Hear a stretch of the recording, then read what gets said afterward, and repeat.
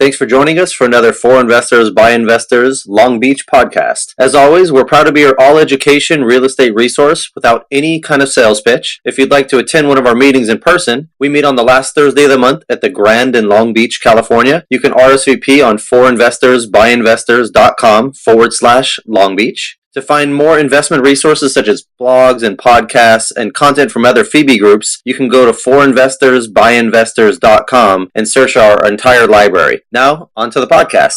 Thank you guys for coming. For those of you guys who do not know, FIBI, your card and all. As soon as we have this, offering memorandum. They were tired of getting the sales pitch of online, going to networking the clubs and real estate investment clubs and getting the boot camp and the being said and things like that. And so they wanted to have a place where people could go, network, develop the resources they need in this business, which we really can't do this without each other. Everyone has resources that other people don't have, and a place to be able to learn about real estate without the sales pitch, without the boot camps and the book and tape sets and all those upsells. So at any of our FIBI clubs, you won't get any kind of sales pitch involved. If you find that happening, then definitely let us know. We have a number of clubs throughout Southern California. If you go to meetup.com and type in FIBI, change the search criteria to unlimited, then you'll find our different chapters. Or you can go to forinvestorsbyinvestors.com and check those out as well. So that being said, each group is a little bit different. I run the Manhattan Beach group, which next month we're going to be doing it on are your rehabs causing you rehab? And this one is obviously on economics, an economic update. And we do, in the Manhattan Beach one, we do more of a panel type discussion. Here we do more of like a roundtable type discussion where we bring in some experts, but have more of a conversation. So feel free to ask your questions and things like that. And I actually brought some questions as well here to keep the conversation moving. I have a very awesome loaded question for the panelists shortly, which is what is the exact date of the market crash? Yeah, we'll make sure and have that answer in the next 2 hours. We'll work on that. Hang on a second. Okay, we're in agreement. We figured it out. Okay. If you're wrong on this, you're legally liable for this. Oh, no. So you are filming, right? And you're going to put it on Facebook and Periscope.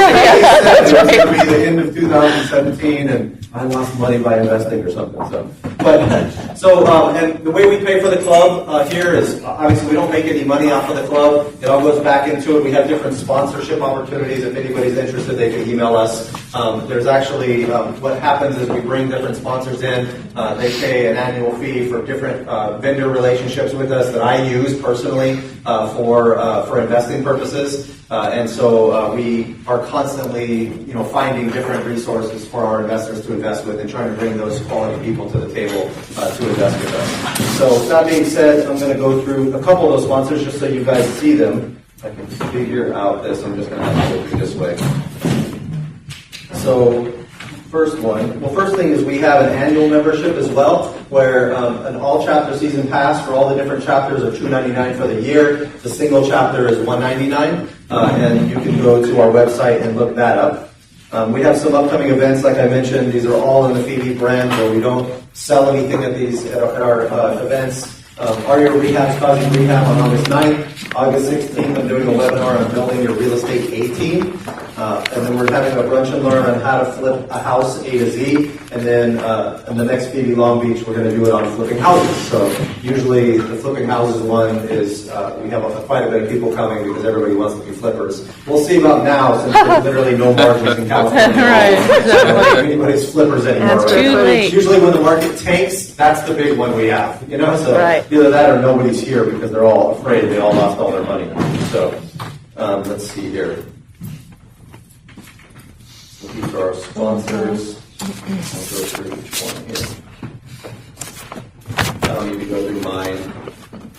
So we have Trillion Capital, which is a private money lender. They lend on flips consistently in Southern California.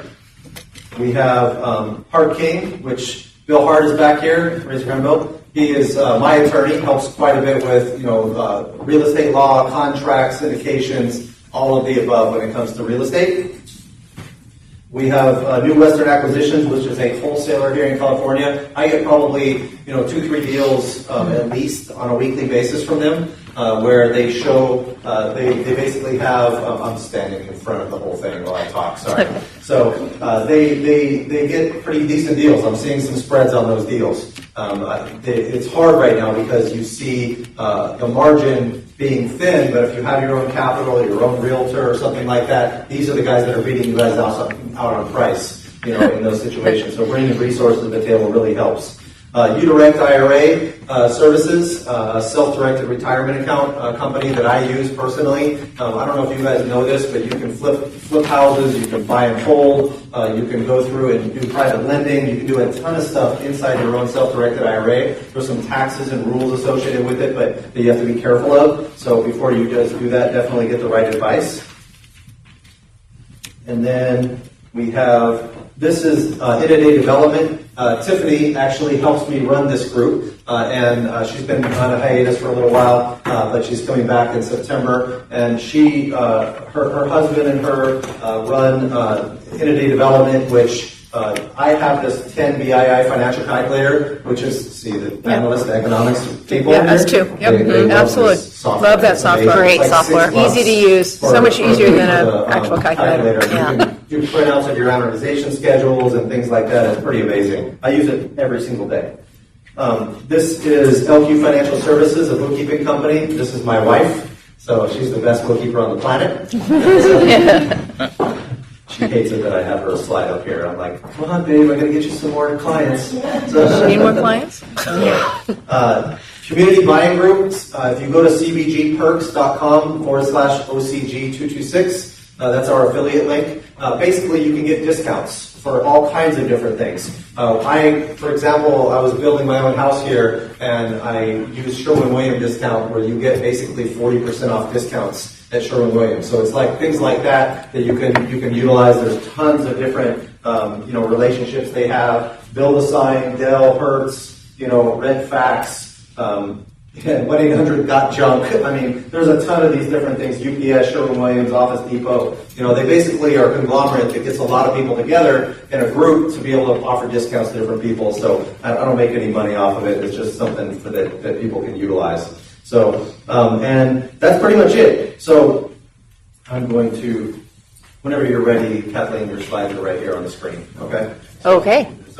So Kathleen has a few slides because we love charts. I can't, it's like a security blanket. I couldn't leave home without it. Christina did her economic update at the FIBI event in Pasadena was it yesterday or 2 days ago? No, it was a week ago. A week ago, okay. It was a week ago. But that was 60 slides, and that was a little bit much, I'm thinking. So, it's all right. I pared mine down. She did too. She has the same problem. Like 40 slides are now 10. There's like 10 you here. bring out the key ones when all the other ones are so much more important too, right? Well, So normally just picked what a we do is we go around the room and kind of give a brief introduction, but we kind of have a little bit too many people to do that right now. It'll take probably a half an hour to do it, and so we're going to skip that. The reason I do that is because I want people to kind of meet the people that they want to have relationships with in the room, that they want to get to know better afterwards. So stick around afterwards and network with as many people as you can. Because that is really where you develop those relationships with the people that are long-term.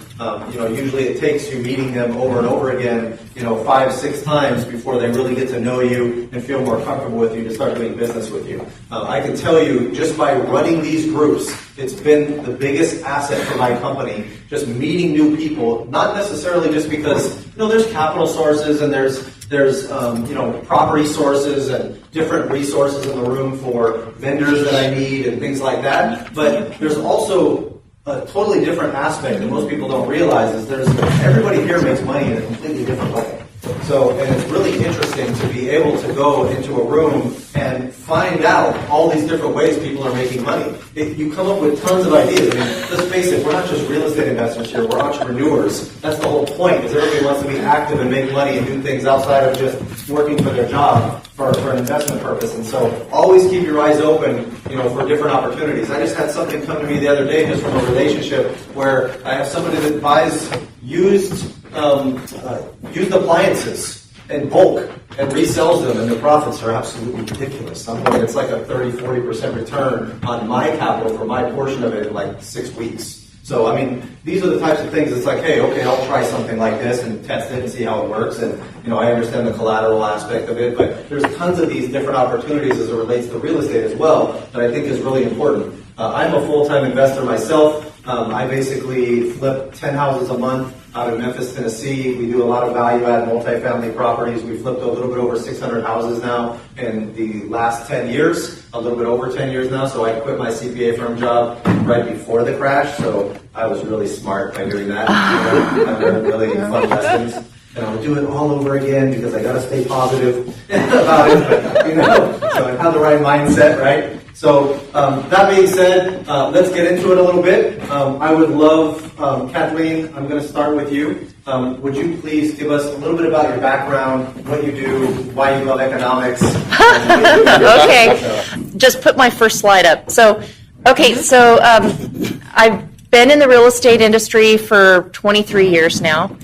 As a mortgage broker, I am a real estate broker, and right now I use my license to help people that want to sell or buy apartment buildings, mostly selling apartment buildings, and take that money and put it into something that is yielding them a higher rate of return. So California real estate and Orange County, Long Beach, LA real estate, right now you can sell an apartment building at a 4% rate of return or cap rate, and then you could take that money and invest it in something that Matt's doing or in another market in the country, and even on a triple net lease, you can get 6.5% to 7%.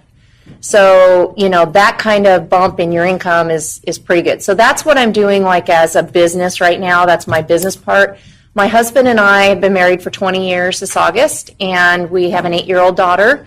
We have owned single families, multifamilies, land. We owned an office building for our business at one point before the crash. We sold it right before the crash, made $1 million in profit, turned around and exchanged that into a it was a mixed-use project in Scottsdale, Arizona. It was at 44th and Camelback. It was the premier location, hotel, retail, apartments, or condos, basically. And the market crashed. It was approved. We had the TTM. It was ready to break ground. The construction loan was set, and the bank went out of business. So very interesting lesson that I learned there, because we had not only our own $1 million from the building, but the $1 million profit from the building in this deal. And the operator who was running the project had a stellar reputation, not a speck on it. All the due diligence in the world never would have revealed the issue that happened to us. There's no way you could have foretold that our project was still viable in 2010, even that late, okay? But what happened is then the bank got taken over by the FDIC, and anything that, because they had bad condo projects in Florida, okay? So there's no amount of due diligence that could have prevented what happened to us. And so learned very valuable lesson, and this is where my passion for economics and doing these types of presentations comes from, because there's no way that's going to happen to me again. Mm-hmm. And so, when you learn a hard lesson in real estate or anything in life, it's what you do with it, I think, that really tells the story. So we have sold all of our California real estate. We are primarily investing right now in distressed notes, waiting for the next readjustment. Don't know when it's going to happen exactly, but we'll talk more about that. But that's a little bit of my background. I do have a bachelor's degree in economics from UC Santa Barbara and a minor in keg tapping. A minor in keg tapping. So I'm good to have around at parties. Good to know. I was going to say right after I heard the second half, right before I heard the second half of that story, I was like, well, this is why you love real estate. You sold at the top of the market for $1 million. I'm like, now you have a love-and-hate relationship. Yes. Well, it wasn't our only investment, luckily. Yes. Right. And so, my husband and I are financially free. I would say that we're financially free. We make our own schedule. We do what we want to do when we want to do it. And I love that about real estate. It's really, I think, one of the last things you can really do. So if anybody's new, don't get scared. It's really an amazing thing if you put your mind to it and you invest in yourself. So, That's great. yeah. Christina, Ditto. big hit in 2008. I think Big everybody has a hit, flashback yeah, to big that. hit. So- I started in, I had my first investment in 1986. My mom was in poor health, and she gave the family home to me, and Lily titled it over to me. I was 17 years old, and I went, I don't know what the frick I'm doing. Why are you giving me You're this like, thing? Mom, why are you doing this? Mom, why are you doing this? She said, because I can't breathe. I have to move. And so I rented it out to my aunt and uncle, and they ended up buying it for me on an installment sale. And then I bought a condo for my brother, who he didn't want to sell the condo at the price he would have to sell it at. So I bought it from him at his full price. And then I held it, and I ended up moving on to another condo in Brea, and then some other single families, and those ended up going high enough in their value that I moved into multi-units in the Southern California area, and then I went into multi-units outside of Southern California, Arlington, Texas, Knoxville, Tennessee, Virginia. I've owned land in Hawaii. Everybody can hear me, right? Okay. Do we need this? You don't have to. I just figured it'd be easy. Yes? Okay, I heard a yes, so that means somebody needs it. Okay. So I've owned in a variety of places, right? So I bought land in Hawaii, condotel. Anybody ever heard of a condotel? Yeah, seen condotel. Single family, vacation rentals, land, duplexes, fourplexes, multi-units, condo conversion, which is my big story. Another condo conversion that was very successful. I earned $400,000 on that one. So in 2006, I got married. Woo-hoo, top of the market. I married a man who's older than I am. If anybody's met my husband, then it's pretty obvious. Every once in a while, I'll be very, very frank with you. He is 27 years older than I am. So people do sometimes say, that's your dad. I'm like, no, he's not my dad. He actually is my husband. I really did choose that. And he's wonderful. And I'm very grateful and happy to have such a mature, wonderful, loving man who wants to provide for me. But I am the primary financial provider for the family. He lives on a fixed income. He was an engineer with Lockheed and General Dynamics for 25 years and was a professor. So 2006, we get married. We're trying to get pregnant in 2007. My stress is just a little intense at that moment. We're having some fights, not a great surprise. And I basically sold everything. I sold all the apartment buildings, the condo conversion project I was in the middle of, the fourplexes, everything, cash flowing, not cash flowing, working, not working. I sold everything. And I brought all the money home. And I definitely lost a lot of money on that one. I didn't want to wait. I wanted to get pregnant. I wanted to live the dream I had been doing the investing for so long. Because at that point I'd been investing for over 20 plus years. And so I sold everything and I went into hard money lending. It's much easier. The notes world is so much easier, guys. If you know what you're doing, It's yes. a good time if you know. It's true. It is much easier if you know what you're doing. I do know, since I had done some flipping in 2002, 3, 4. Like that was when anybody could be successful doing flipping. And I was one of those people, who was being successful, thinking I knew what I was doing. So I turned everything into notes, and I've been doing that for the last 8 years.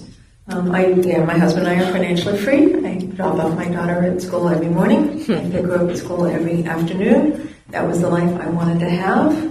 Knock on wood, I got one. I wasn't able to produce more than that. My doctor said, hey, look, your body's done. Christina, you're 41. You did good, okay? I call it good. But it did. I've seen 2 downturns.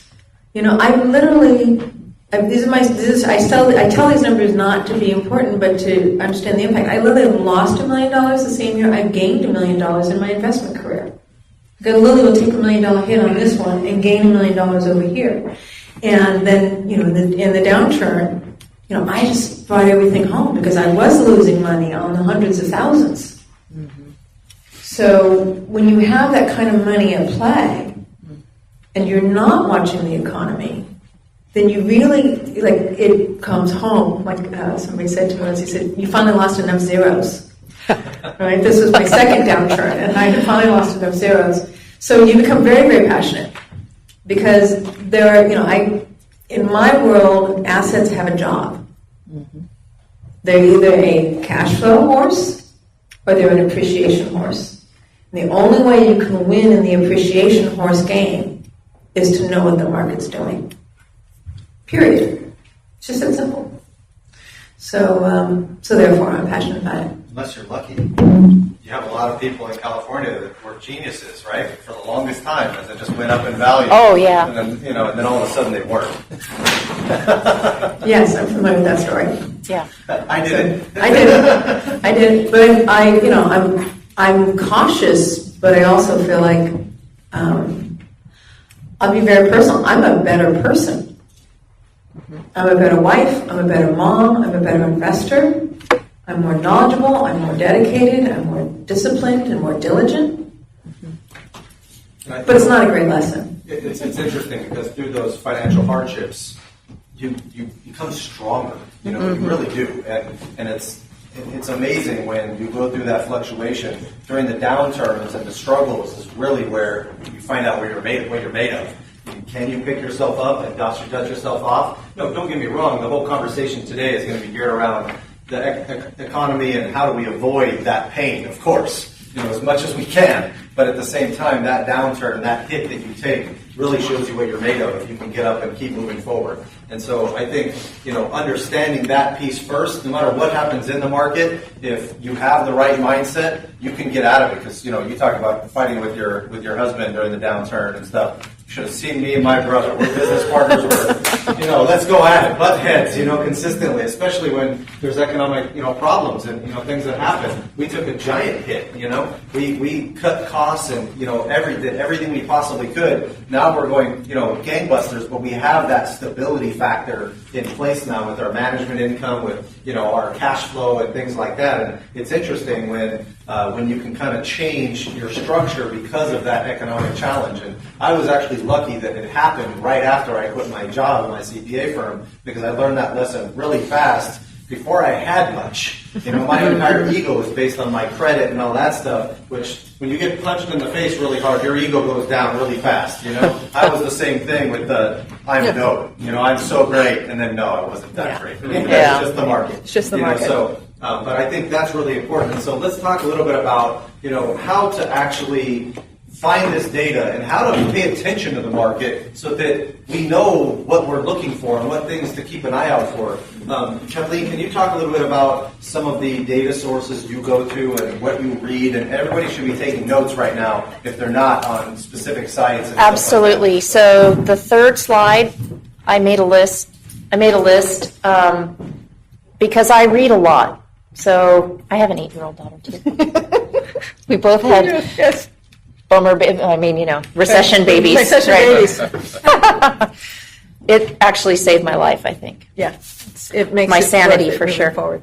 So about 3 years ago, I was introduced to a website called realvisiontv.com.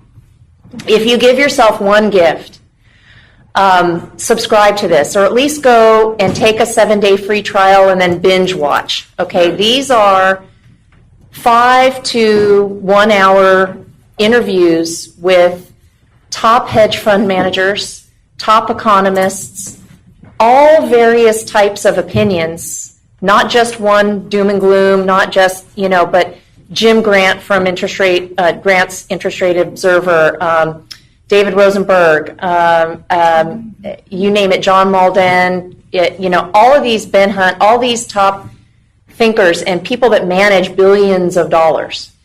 And they call it TED Talk for investors. They have them on YouTube too. They're definitely, there's a lot of them on YouTube. I actually subscribe. I was a founding member of this group. They recently launched a second service called Real Vision Publications, which, if you read some of those publications, you'll recognize my slides if you come to my presentations a lot, because this is what I'm reading. And it's people that are managing a lot of money, and it's how are they thinking without all of the burden of the advertisers.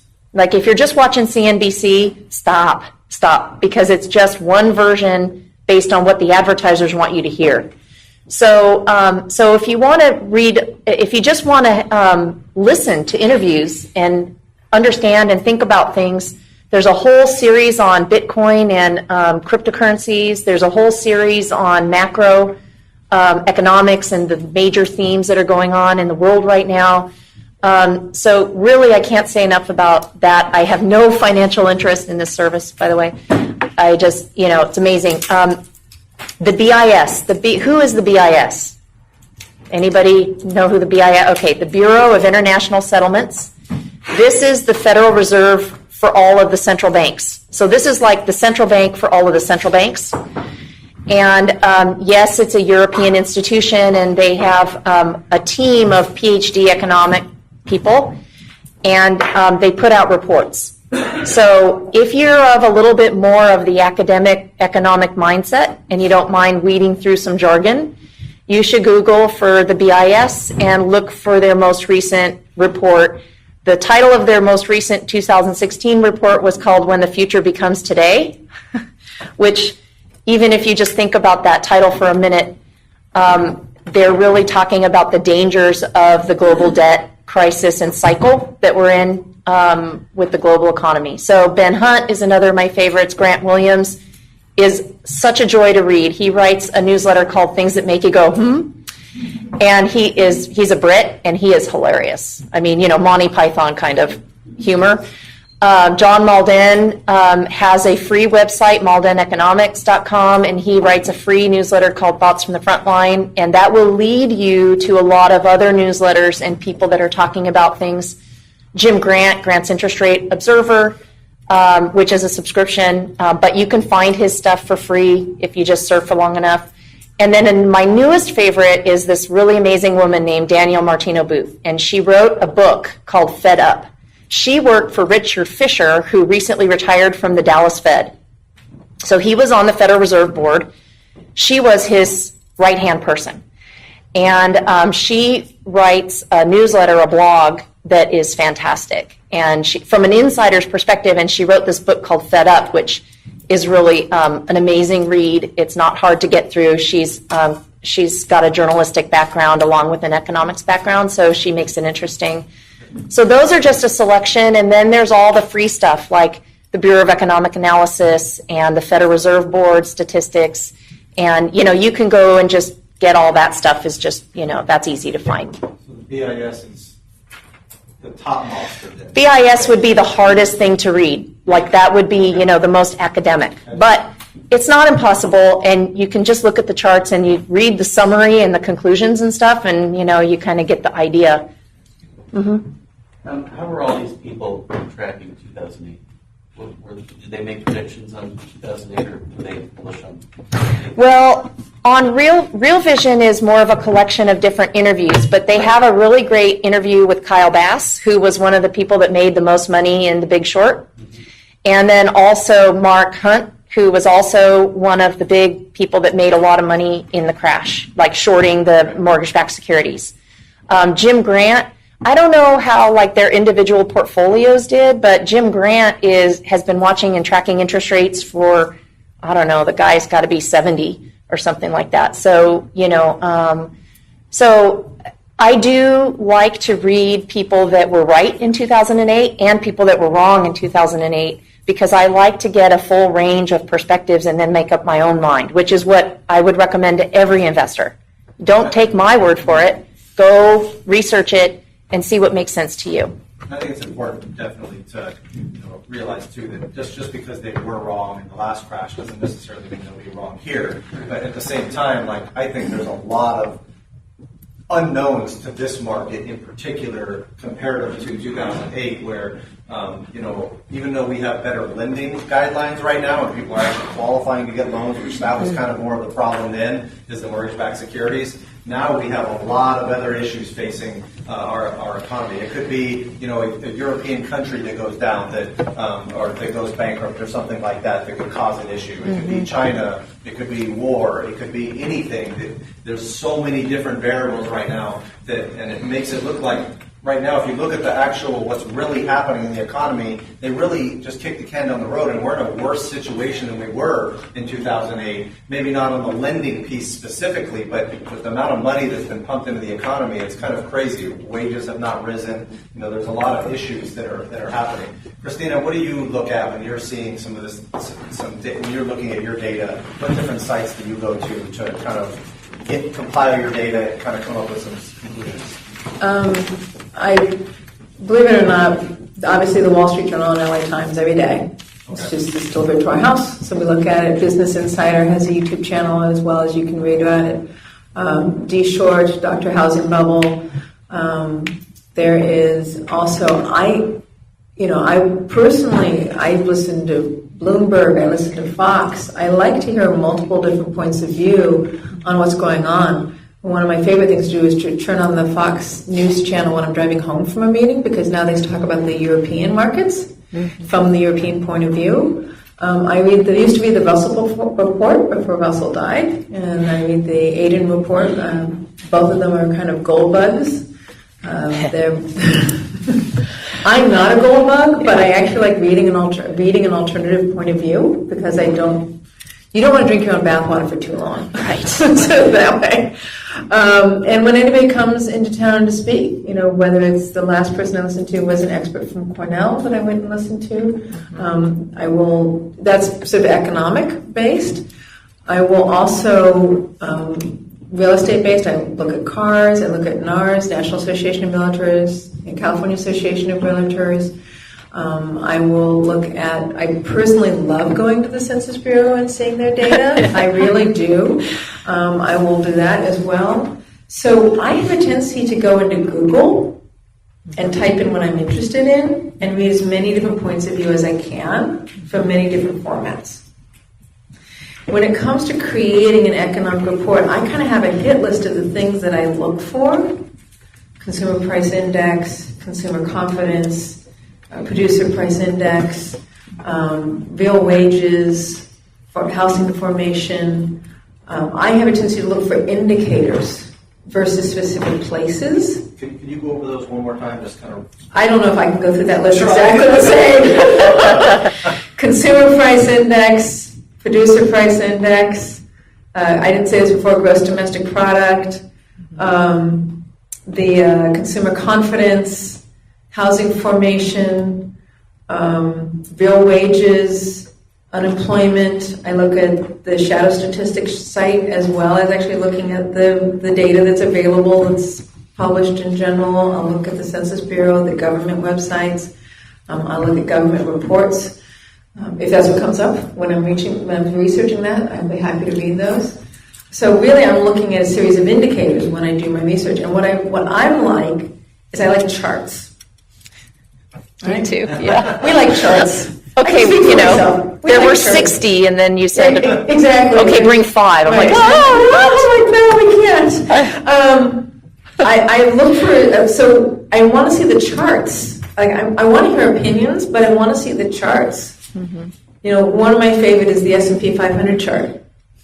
My second favorite is the GDP chart, right? And the reason why is because you can see if you pull the max chart, you can see that the gross domestic product used to range between like 2 to 7, and we haven't seen a 7 gross domestic product in 10 years or longer.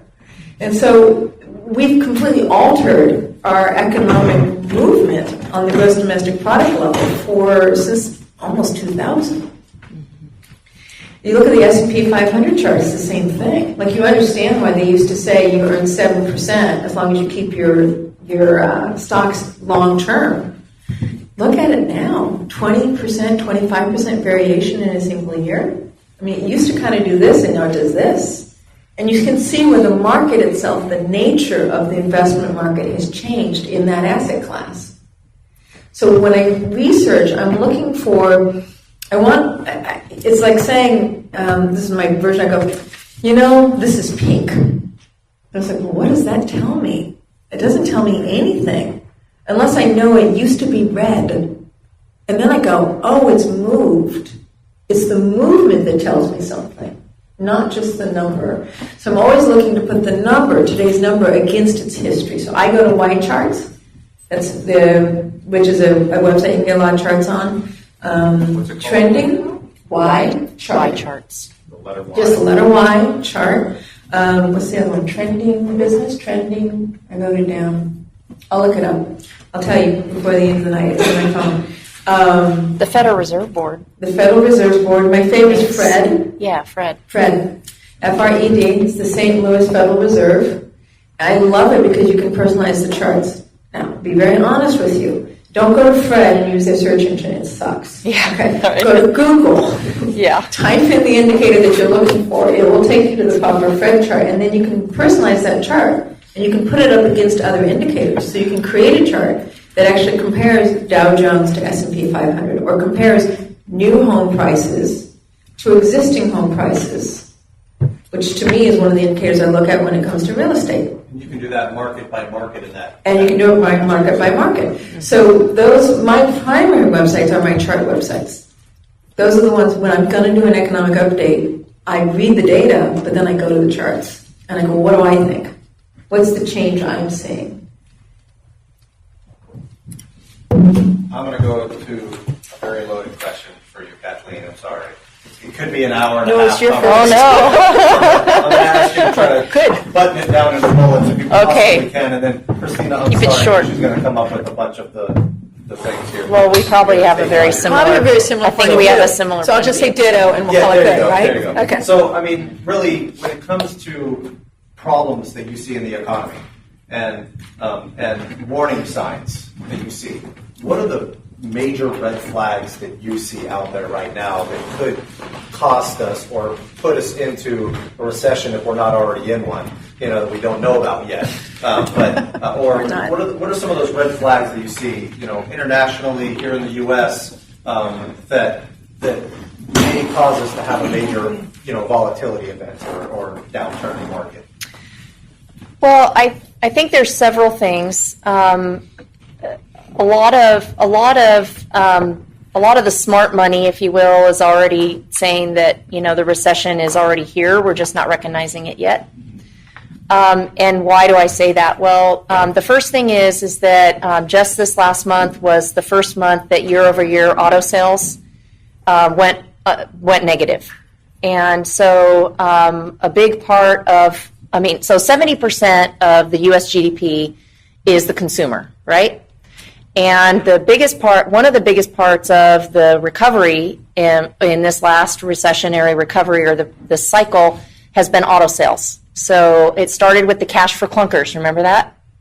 Okay, in the depths of the recession, and all of a sudden the government said, hey, we're going to spend $1 billion. Well, they spent $1 billion in like a week.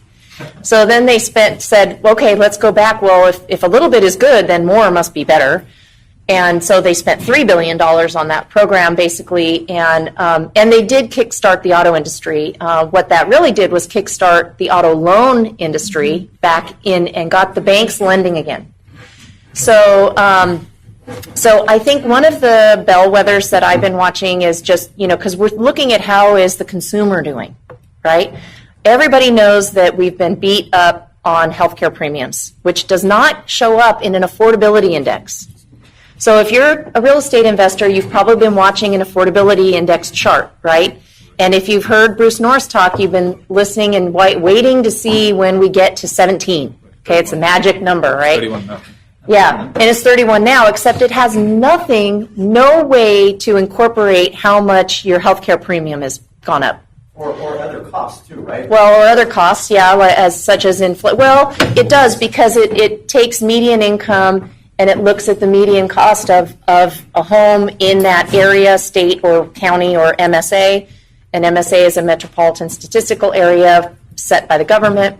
But it doesn't include other outside factors like car insurance, gas prices, food prices, health insurance being the biggest one, because since 1999, I was looking again at a chart, which I don't have with me, otherwise I would love to quote this chart. I'd love to show you this chart. I decided not to because I spent too much time going through the chart to find the right one. It's crazy. So So I'm going to go from memory here on this one, and if you email me or something, then I'll send you this chart. But basically, it showed from 1999 to current that inflation-adjusted wages had gone up 31% during that time, and healthcare premiums had gone up 196% during that same period of time. Okay, so obviously, if you added the cost of college in there, you'd also see something very different, right? And so these things don't show up in an affordability index. Okay, so back to the cars. So the other thing with the cars is that, and now I am going to go to my chart, even though if you don't want to put it up, that's okay. I brought it with me. So this would be chart number, I think it's number 6. So, and I can't even read that writing because it's so small. I printed them just in case. Yeah. So, okay, so the auto industry in the United States, so this is automobile, the chart is actually showing you inventories of automobiles, okay? Down here. Right. All the way up here. That's right, exactly. So we're building a lot of cars, okay? We're selling a lot of cars. So it employs 5% of the entire U.S. workforce, contributes 3% to GDP, it's America's largest export is cars. Demand was pulled forward by the cash for clunkers, but we have record inventories, and the consumer is struggling to make the interest payments, and I'll get to how we know that in just a minute. So auto sales are falling year over year, and on an absolute basis, they've gone negative now. Used car sales are also falling, and one of the reasons why is that after the crash, we came up with some very creative new auto loan products and leasing products that extended, like it used to be when you got a car loan, it was 3 to 5 years, right? Well, now we're doing 7-year car loans. So you think about what happens when these cars, come off, and a lot of these cars are coming off of lease now and coming off of these loans. And so, but the consumer doesn't really necessarily have enough money to go out and replace that car, or there's a huge loss. Like they're going to have to eat like this big $20,000 residual on the lease payment, right? So you have all of this challenge that's going on. And what happens when that happens is, as you might expect, is that delinquencies go up. So now I'm going to skip, and I'm going to go to the 6, 7, 8, 9. Excuse me? Uh-huh. I read somewhere that Uber and Lyft represent something like 30% of new car sales. I don't have a number on that. That's interesting. Wow. And if that's the case, if you're buying a car to drive Uber, you're probably not going to be able to keep that car. Probably not. So if you go to skip one and go to this next slide, the next one after it, and we'll come back because they're kind of now a little. There you go. Okay, so this is the forecast of the supply of used vehicles that's coming to market off of these leases, and subprime. And then Bloomberg, is talking about subprime borrowers are falling behind on their payments. And in fact, the delinquency rates. Next slide. The delinquency rates on automobiles on loans, okay, has now reached the same level as it was during the crisis. So you've got a lot of delinquent auto loans, and we made more auto loans this time than we ever have in the past. We sold more cars too, right? And Wells Fargo just recently pulled back out of the market. The other major players are Santander, which 80% of Santander's portfolio of auto loans is subprime. So their Spanish bank, that could be trouble for them. So the way that this might play out is that, okay, so you've got these delinquent auto loans. So what happens when an auto loan gets made? Okay, it's kind of the same, very analogous to the house mortgage-backed securities, okay, in 2006 and 8, right? So an auto loan gets made, it gets purchased by a bank, it's underwritten and purchased by a bank, it gets put into a pool, okay, and then that pool gets sold off into pieces and tranches, and then there's derivatives that go around that, and it gets multiplied out into the world, into the banking world, many, many different times. This is what happened with mortgage-backed securities, and nobody thought they could fail. So in a mortgage-backed security, the way that we saved the banks, and there was maybe $4 trillion of that going on in the mortgage, that was the scale of the mortgages. There's $2 trillion in auto loans right now. So only a part of that is subprime, but if you're at an 8% default rate, I mean, that's an incredible default rate, 8%. So how are those auto-backed securities or ABSs being priced? Well, now if you go back a couple of slides, Merrill Lynch, yeah. So this is a chart of the price of auto-backed securities, okay? And the higher the price, the lower the yield, right? So if you think about it, it works like a mortgage. So the higher the price of the security, the lower the interest rate attached to that security or the rate that the investor is going to be returned.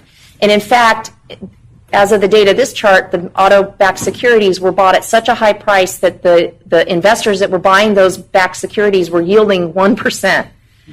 And who's buying those? European banks, mostly, probably in Europe. Subprime also?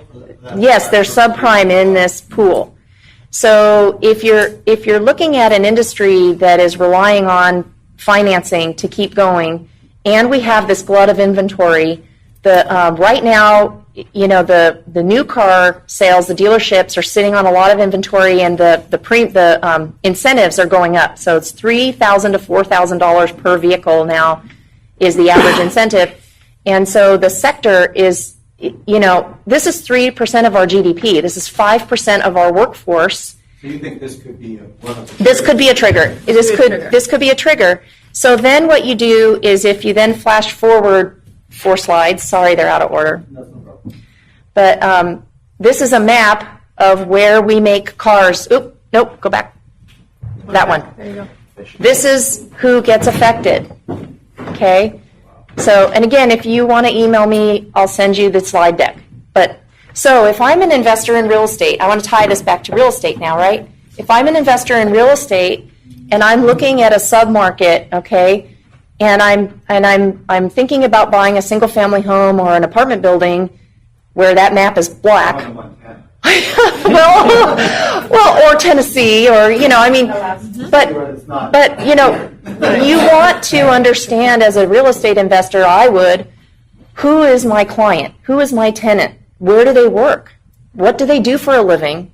What, you know, this is important in our economy going forward, right? I mean, this is really super important as investors. Right now, we are arguably towards a market top. So when you're at a market top, if you're investing for cash flow, that's still great.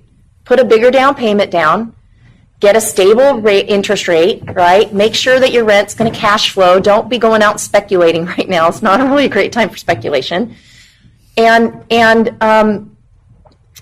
But do your homework on who your tenant is. Make sure that when you buy something like that, you put a little more down so that you can counterbalance some of that. If you have a vacancy, if you have or if you have to start giving a discount to fill your vacancy on your rent, or you have to give some incentives to get a tenant in. I mean, we remember the days when we had to offer incentives, you know. So these are some of the things that I think about. I also think about, and this is not an auto-related thing, but I also think about when I'm thinking about tenants, do they work in a fast food restaurant? They might be laid off because, have you been in a McDonald's lately that has a kiosk? And they're making a big move because all these states that think it's so sexy to go to $15 an hour, restaurants cannot operate at $15 an hour. It doesn't work. I think that's a big challenge for us over the next 20, 30 years as well. In every single industry, we're going to have major issues. This is probably the biggest thing that we're seeing is. So this is one. Being wiped out from technology. Right. So who's going to have a job in the new world and who's not, right? I mean, going forward. So the auto industry, that's one. Okay. Do you want to do one? Why don't we let Christina talk? I don't want to take the whole thing, okay? I mean, we're here together. There's plenty of risks to go around. Right. Oh, there's a lot of risks. A lot of risks. And maybe you want to talk about pensions, and I have a slide for that too. We can use some. I have other ones. Okay. So I am. It's totally fine. No, my. Okay, I'm going to back up for a minute, if I may, and just say, like, every downturn that we've seen has had a trigger, but it's a trigger that we haven't always seen why or what. And so the question becomes: are we going to have a downturn? Yeah. That doesn't take a crystal ball. Right? The question becomes, what do we think it's going to trigger it? Why do we care about what's going to trigger it? Part of why we care about what's going to trigger it is because it might affect our investing. Exactly where are we going to invest and who our tenants are going to be and how it's going to affect our tenant, how it's going to unfold. But mostly we care about that it's going to happen. We want to know what's going to trigger it, maybe because it helps us with the timing. Right? So the question becomes, is it going to be a downturn? Yes. When is what we all want to know about. I'm personally not seeing this as a first forerunner of a concern for me, but it's a very good one. I'm impressed with it. I think it has to do with where your focus is. Like my focus is not on the car industry, so I didn't know this data at all. That's new to me. I'm a little more worried about the stock and bond market personally. That's what I'm worried about because I feel like it's overinflated. I feel like it's riding on, they say the Trump bump was over in May, if you were reading the newspapers in May, but I don't see that it's over. I think it's riding on consumer confidence. I don't feel like it's riding at all on price and earnings ratios, and it hasn't been riding on price and earning ratios since about 2000. So it's no longer a market that's actually based upon an asset price from my point of view. It's the quantitative easing. You could see it very quickly. There was a separation to me, between the health of the U.S. economy and the increase in the stock and bond market, stocks in particular, in the equities market, let's call it that. And all of a sudden the equities market was recovering, which is what was the purpose of the quantitative easing, was to create recover, but it was creating recovers for those people who own stocks. Right? It was creating a market that was now moving separately from the economy. So the stock market with the equity market, from my point of view, was no longer a representation of the U.S. economic health. All you had to do was look at gross domestic product versus the increase in the stock market, and you go, those two don't line up. If not making the return you should be, the asset prices aren't really. Well, the gross domestic product, the underlying economic indicator behind the health of the quote-unquote market that the stock market's supposed to be representing, was not increasing. We were barely staying above recession levels.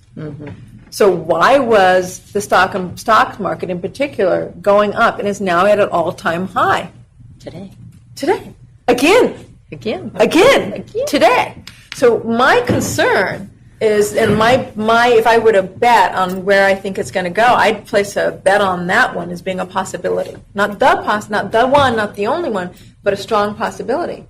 I think it's moving in this, like if you saw it right before when we thought Clinton was going to come in office, right? And you saw the sort of slight flatlining of the market. It's not moving up as aggressively because Clinton is a Democrat, and I'm not having a political conversation here, so, right? Please understand, I'm not having a political conversation here. I'm having a financial conversation here. So the financial markets, which was what is controlling the stock market, because it's not the U.S. economy that's controlling the stock market. The financial markets was going, I don't know about her. But when Trump gets in the office and they're going, man, we're excited about what the economic changes are we believe he's going to do. So what's going to be the indicator, what's going to be the thing that pops the bubble, stock market bubble? Is it going to be the loss of faith in Trump's not capacity, the actual implementation of his plans? Is it going to be the loss of faith in that? And then the consumer, the financial market, is going to say, okay, we need to pull back now, we overestimated? Or is it going to be a pure numbers game? Look, we can't do this anymore. This is crazy. We can't keep leveraging out. Right? It's a bubble. And enough murmur. I mean, I was told by my stock person back in November, Christina, sell, because there's going to be a downturn in 2018. We just want to have you sell before. So is there enough murmur going on that's just going to spontaneously create a concern? I was listening to Jim Rogers on the way over here, and Jim Rogers is like, yeah, we're going to have an economic downturn. We usually have one anywhere from 4 to 8 years. We're at year 9. Right? So for me, that's my if I'm going to roll something out on the table to put your focus on, this would be another one. What about college colleges? What's that? I said you guys are being scared. No. I personally, I will be very honest with you. I don't think the timing for the downturn in the stock market is going to be in the next 3 or 4 months. my personal portfolio has gone up 10% in the last 6 months. Right. Right? So it's been a very good vehicle, and I'm going to stay in that vehicle as long as that vehicle's moving. But what I'm trying to label it as is a speculation It is speculative. and not a like a valuable asset. But you're paying very close attention because obviously I'm paying attention to it because 10%, it's probably not worth a 50% drop. Or like we saw before or something it's the like same as buying based on an LA. You're buying a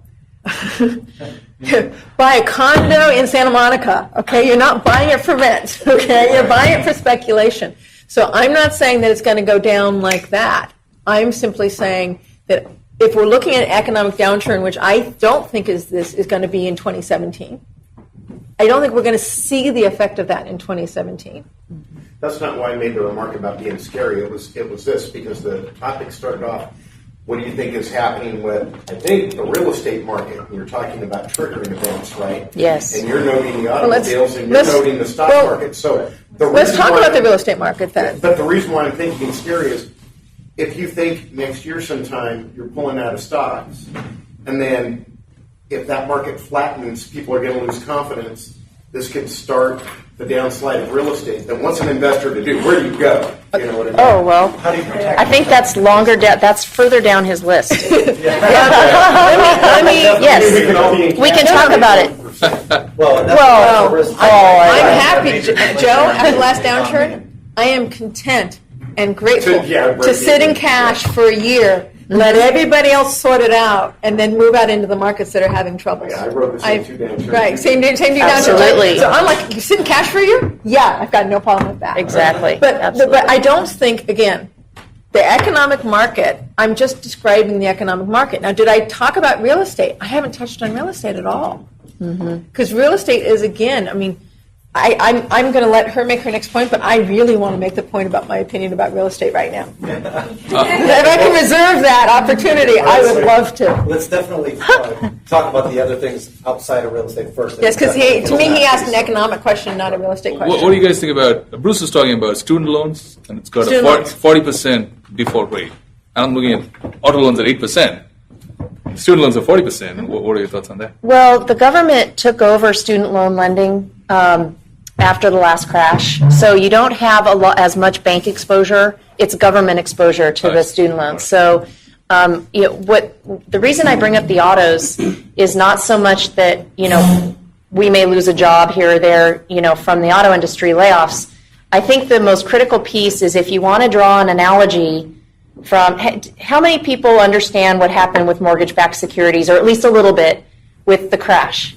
Okay, so it starts slowly, something happens that triggers the financial market, that then causes people to lose confidence in the banking sector and the credit markets, that then triggers the sell-off on the stock market, that then tightens up the banking lending criteria, right, and the commercial loans have already turned negative. So we've already turned the corner with commercial lending. We're no longer expanding commercial lending. The credit is shrinking. The number of commercial loans and the volume is both going down right now. So the thing is that what I can perceive is you have these toxic auto-backed securities loans floating around out there. Someday, and it may not happen, but what happened in the crash is that Bear Stearns went to go sell a securitized mortgage-backed securities offering, and there were no buyers. That's what happened. That was the trigger. It was a mortgage-backed security offering that had no buyers. So now it's not common knowledge yet, but you start to think about the auto industry and the scale of the auto industry and $2 trillion worth of auto loans that are attached to these auto-backed securities. And you start to think about pension funds and people that have had to go out there searching for yield. Your comment, 1%, right? And in Europe, they have negative rates. So in Europe, and pension funds in Europe, they've had to go out searching for yield. And one of the ways that you can go to find yield is to invest in securities, right? And in these pools of loans and things like that, right? So my concern with the auto industry is twofold. And you asked what could be the triggering event. So a failure in the auto-backed securities bond market could be a trigger that causes a panic in the markets that then changes the perception of the public. The confidence goes away and it changes, and it's tied into what you mentioned with stock market. You know, the Federal Reserve and the ECB and the JCB, they've just been propping up financial markets for 10 years, pumping money in. And did anybody listen to Yellen's comments yesterday? Her testimony. So they didn't raise rates, right? So the testimony we're not looking at a raise just yet because the economy's not as strong as it could be. However, we think we're going to start to sell bonds. We have all these bonds that we've been buying that's been supporting what? Low interest rates, low mortgage rates. Because the government has been buying those securities that China is no longer buying and Europe is no longer buying our debt. So our government, our Federal Reserve Bank, has been buying our debt. And they've been supporting the real estate market in the fact that they've been buying loans, not loans, but they've been buying the mortgage-backed securities, and they've been supporting. And now what they're saying is no longer are we not even just being net neutral, now we're going to start selling. And so who is going to be the buyers of those? You know, so there are buyers out there. We're not going to 20% interest rates tomorrow. Don't freak out, okay? But affordability, one of the parts of the equation of affordability is how much you pay for your debt. And that will be going up in the short term. I personally rather have very high interest rates and low asset values. Me too. Oh, in a heartbeat. In a heartbeat. As soon as I'm sitting 100% cash, I'm down for that one. That's right, yeah. I have a slightly different point of view on that. Good. My point of view, because the other trigger that I would have said would have been the national debt, right, at 19 trillion, 18.9, something or the other, 1.4% of our gross domestic product. China's debt is over 300% of its domestic product, gross domestic product. So I have a slightly different point of view because what I noticed was that in the last downturn, when we looked like we were having a really hard time, because we were having a really hard time, you compared the charts for Europe, for Canada, for Japan, but China, Britain, Italy, they all were having a hard time. This was truly a national recession, not a national recession. So we personally, forgive me from we look like shit from my point of view. I'm losing my ass, but in comparison, they were still buying our treasuries. Right? They were still saying, hey, the U.S. is still the single biggest economy. Mm-hmm. And even though we're going down maybe a little slower than Italy was. And definitely slower than Greece was. Right. You still see that now, too. You still see a lot of... Exactly. Yes. My point is that whether we think the United States is building aggressively or not, or we're happy with the gross domestic product at 2% instead of 7%, the international market still thinks that we're a pretty good horse. Mm-hmm. And they're still buying our debt. And China stopped buying our debt, but they now own the same amount of debt that they own, of U.S. debt that they owned before. Mm-hmm. So I personally, my trigger would be the aggressive increase of interest rates. I don't think we're going to really want to do that as a country. And we have enough external demand that when we do roll our bonds over, which used to be that we rolled almost 70% of them every 2 years. I don't know if that's still true. I couldn't find the current number. Right? So if somebody knows the current number, I'd love to hear it. But we used to roll over a lot of our debt in a very short amount of time. That we do still have buyers out there at these very low rates. So I don't worry about... I got to put this down. Here's my point of view. Here's what I think about it. We have an economy that's slowly increasing. Real wages are slowly increasing. Slowly. Housing formation is increasing. Right? Rents are increasing. Right? We're seeing Unemployment is actually starting to, it's an all-time low, but even marginal unemployment seems to be getting better. Okay, so things are increasing. Slowly, gross domestic product, slowly, but we're getting better. Consumer confidence is going up. So we have this slow, very slow uptick in our economy, right? And then we have the interest rate. And the question is, will the interest rate outpace our economic growth? That's all the Fed's trying to do. All the Fed's trying to do is make sure that our interest rate doesn't outpace our growth. Now, if Trump does get Dodd-Frank adjusted, repealed, removed, right, that could create a lot of movement.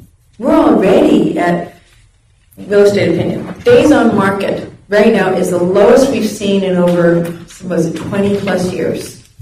Might even be in the history. Days on market in real estate. How fast does a house sell or get an offer and actually go into escrow? That's days on market versus inventory, right? Months of inventory. In my opinion, if Trump does get some of the financial markets to quote unquote loosen up, we could actually see the exponential upturn we're used to seeing in real estate. We could get another 2 years of exponential upturn in real estate. Because inventory is small, prices are going up. I was just talking to a lady today who said there were 17 different people, 5 of them were flippers looking at an open house where a market had a house had come on the market the previous day, and there were 17 people there. I made a call on a condo that had deferred maintenance, and they said there were 9 offers on the condo. So real world market, real world on the ground in Southern California is saying we have all the elements to go exponential. We have real wages going up. We have a slight increase in gross domestic product. Not great. We have housing formation increasing. To me, we have the indicators that we're moving into an exponential part of the cycle. I have enough momentum to have that be created. And there's still space. So if Dodd-Frank gets repealed. Dodd-Frank gets repealed. I think we're going to go boom. What Congress just voted to repeal Dodd-Frank. It's going in the Senate now. Right, but it's So not Senate- done yet. Yeah. So if that happens though, what's the reason why that would cause real estate prices? What gets taken away? Is it just the ease of lending But guidelines it's, as much as anything, it's ease of lending. Now, the markets are already loosening. There's already no-doc loans out there. There's already other, banks are stepping in. Hard money, private equity is stepping in order to offer funding in that market. And they've actually been doing that, by the way, for the last 8 years. So. Well, it just seems, maybe it's more obvious to me. So if we have an economic downturn, I'm not sure it's going to nail real estate yet. Does it make sense? Like it might be one of the last sectors to actually hit. Mm-hmm. It might actually hit the S&P or the stocks first, and then move into real estate because real estate has so much pressure on it. What's your thoughts about the commercial sector? Because, in the commercial sector, we see, things selling in cap rates of 3 and 4 and 2 in some areas, and you just can't get a loan in that case. So you got to put 50-60% down. I'm going to let Kathleen take that one, because because she's the I commercial. heard that Fannie Mae was going to get into commercial lending. They've already been in commercial lending for a long time. 3% down? Did you hear something like that? With 3% down, no. Just like they do with homeowners. That would be ridiculous. But I don't, No, it has to support it on the cash flow. Right. Well, Fannie Mae makes fixed rate apartment loans, has for a long, long time. There's a whole division that's multifamily, and but they're bigger loans. They're you have to be borrowing $2+ million to make it make sense in those types of situations in most cases. So, but the underwriting guidelines on those are very conservative. They're not loose by any means. And, commercial's so different because all we do is we look at the income of the building, the expenses of the building, add in some vacancy loss. Basically you take a 40% discount off of your gross scheduled rents and you look at how many times that covers your debt service. And if it covers it 1.2 times, you have a loan. So interest rates going up directly affects that. But I guess, in my mind, I think I think you have to kind of play things out. And I'm not saying that I disagree with you. You're welcome to. No, it's okay. No.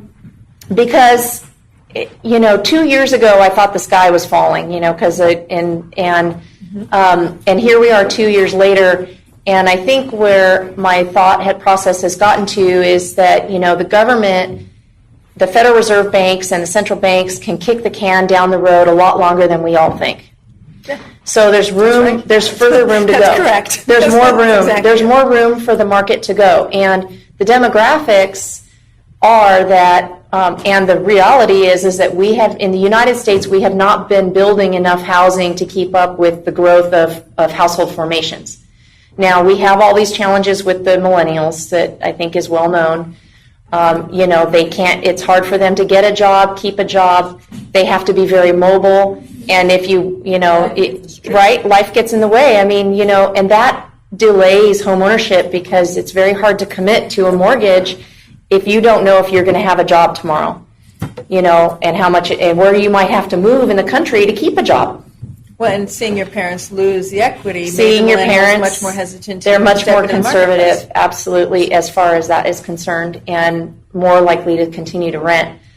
But even with that being said, there's still this demand for housing that we haven't kept up with. So I do think that real estate will be more resilient than it was the last time. I don't think that real estate is going to be the trigger the way it was the last time because of Dodd-Frank, because we haven't allowed owner-occupied borrowers to come in with no income, no asset, no job, and no credit score. It also stopped a lot of the smaller lenders from doing seller financing and things like that. It has slowed the market down, and credit quality in the mortgage space is as high as it's ever been. And the credit quality, especially on owner-occupied properties, is very high right now. And Fannie Mae, maybe what you're thinking about, just expanded their debt-to-income 50. allowances, and they'll go to a 50% back end on an owner-occupied with 5% down now.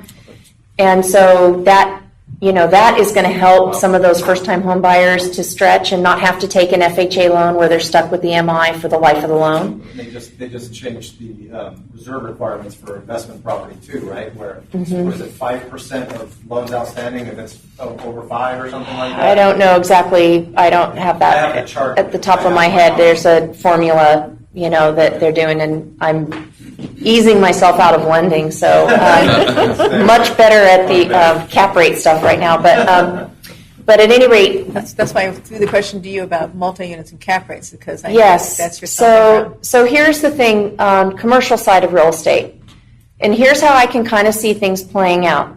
The Federal Reserve, I believe, wants to tighten one more time so that they have room to loosen when and if this recession comes, which every single president that has succeeded an 8-year term president, so President Trump qualifies this, has had a recession in their first term. Every single one, without fail. Now, this could be different. But, sometime in the next couple of years, we're going to see a recession. Okay, so what's going to happen? So people are going to start to lose what happens in a recession? It's been a long time since we had one, so if you're young, you may not have ever really lived through it. So you start to hear about layoffs, okay? So things are contracting. Recessions are healthy. They're great. They're good for our economy. Why? They get rid of all the yahoos. The businesses that should never have been started, the people that got into real estate that didn't know what they were doing, The barber that's flipping. the barber that's flipping, all the gold stores on the corner. Sorry. Yeah, right. That's how I know when it's a trend. The money lending, There's too many of them on each corner. paycheck money lending companies. Paycheck money lending. So all of the companies that had no business being in business go out of business, and what's left is better and stronger and faster and more healthy. And then you can get the new investment to come in, and this is what the government prevented from happening the last time. The companies did not invest in infrastructure and growth. They invested in stock buybacks and shareholder distributions, and they didn't really create something bigger. So that's why the GDP hasn't really grown, because they didn't invest in the growth of the companies or in the people or the plants, right? So we need a really good deep recession to clear all of this out. I mean, this is just my opinion, obviously, okay? And yes, will it be painful? It will. Will the Fed react? Yes, they will. What will they probably do? They'll probably reduce rates, right? And so then the question is, what happens when rates go back down? Refi. Exactly. Yeah. Go back into lending. No, just kidding. So cap rates on apartments. So for a while, the increase in interest rates will slow down the apartment market because a lot of the pricing in the apartment market is dictated by the interest rate that you can get on your loan. And you can only go so far out on the branch because the banks use a profit margin calculation, right? So it should slow things down on the apartment side when rates go up. It should. And you know, the question mark there is how many cash buyers do we have still coming from China, from Europe, because we are the cleanest shirt out of the dirty laundry. Yep. And They're afraid of their own economies right now. They're afraid of they're playing they're playing an arbitrage on the currency. So I'm Chinese, and I think my currency is going to devalue against the U.S. dollar by 10% over the next 3 years. So I take my cash and I invest it in an apartment building that's making a 2% rate of return, and then 5 or 10 years from now, I'm going to sell it, and I'm going to convert my money back to yuan. And I just made a profit, didn't I? Yep. A pretty nice one. So that's what makes them want to invest in something in the United States because of the dollar trade. Now, you know, they're betting that the dollar's going to go up. So in comparison to their currency. Yeah, right. Not in comparison to our history, but in comparison to the international market. Right. That's right. So. Yeah. So I think what's dangerous about what happens in the next recession for real estate and home ownership is that for the last 10 years, we've been on borrowed times with the pensions. So I can talk more about pensions. Talk to pensions. Go for it. It's all yours. Okay. So the next slide. And, you know, this is from Harry Dent, who's like a doomsday guy, right? Okay. Right. But this is research. So a couple of places where you can go to read about pension crises and what's going on with pensions. The first one is you should Google Pew, P-E-W, research report pensions. And I think the last time that they reported was June of 2015, or they may have a new report out. It should be coming out. But it's like every June or July that they do. And so what is the issue with pensions? Well, the issue with pensions is that how does a pension work, right? A pension works like an annuity. So it says that we're going to assume that we have a certain rate of return, and we're going to fund a certain amount of money today so that 30 years from now or 25 years from now when this person retires, we're going to have enough money to fund whatever percentage of that person's income we're promising to them. Okay? And in some cases, it's been the governments that have been promising. In some cases, it's companies, right? So most of these pension companies have operated for years and years and years off of a 7 3/4 rate of return for the last 10 years. Now, if you've been investing in bonds, U.S. government treasuries, which a lot of these companies, a lot of these pensions do, what has your yield been? What's the yield on the 10-year treasury today? Anybody know? 2.31. Okay, that's not 7.375, is it? Okay, so what else have they been investing in? So they've been forced to go out and invest in riskier and riskier assets because they haven't been meeting their rate of return. Well, let me just give you like a little bit of numbers here. So the if I'm investing at a 7 3/4% assumed rate of return, I only need to put in 22% of payroll for the future. So because that money's going to grow and multiply, right? The rule of 72 and all that kind of stuff, right? So we're going to multiply that money and we'll have plenty of money to fund this person's retirement, assuming they don't live to 100, which pretty soon we will. Okay, so at 3 3/4, we have to invest 63% of this person's payroll now, today, to make that same distribution when they retire. Is that depressing or what? Okay, that's a huge funding gap. Now, how much did CalPERS return last year? Anyone know? 1.4%. Okay, and so if it's great that rates are going to go up because that helps these pensions catch up. But playing catch up, anybody that's older that didn't save enough for retirement knows that playing catch up is really, it's a bad word. So It's like a lot more. It's F something something. yeah, it's FUBAR, okay, if you know what that means. So if you haven't been asleep, you've been noticing stories lately in the press, starting with Chicago. The city of Chicago got into trouble with its city employees pension fund. They didn't have enough to make payments, and it was going to go insolvent. So the city tried to renegotiate with the pensioners. It became a court case, as you might imagine, and it went all the way to the Illinois State Supreme Court. The State Supreme Court says a pension is a contract, and you have to keep your word. The city of Chicago doubled property taxes in order to save the city pension. Okay? And you're nodding, so this is a real thing. You could Google This this. could very well happen in California. as Yes. well, 'cause we're having major issues. We're having big issues, That would folks. cause a major. Pay attention, okay? One in the streets, I can't wait. I'm sitting in cash. I'm excited, okay? I want this to happen tomorrow. Please, soon. Okay, so what do we do? Okay, so the state of Illinois is in trouble. Dallas firefighters. Okay, so, some smart firemen retired in Dallas, and they all said, you know what, this is really great, but I'll take my cash now, thank you very much. And so they started taking distributions, right, lump sum distributions off of their pension plan there in Dallas, and it was a run on the pension fund, so they had to freeze, and they had to say, no, you can't have your money. That's a big deal.